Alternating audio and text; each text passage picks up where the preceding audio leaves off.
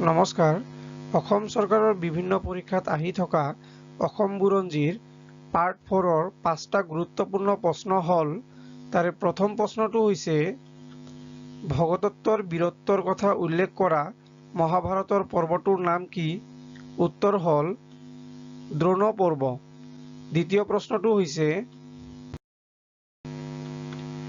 ভগদত্তৰ জীয়ৰী ভানুমতীৰ বিয়া কাৰ লগত হৈছিল? উত্তৰ হ'ল দুৰ্যোধনৰ লগত। ৩ নম্বৰ প্ৰশ্নটো হৈছে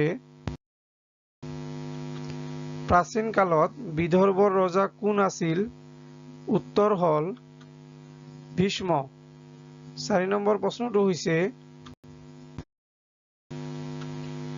ৰুক্মিণী ক'ৰ ৰাজকুমাৰী আছিল? উত্তৰ হ'ল কুণ্ডিল নগৰৰ। ৫ নম্বৰ প্ৰশ্নটো হৈছে ৰুক্মিণী কাৰ জীয়ৰী আছিল? উত্তৰ হ'ল ভীষ্মৰ।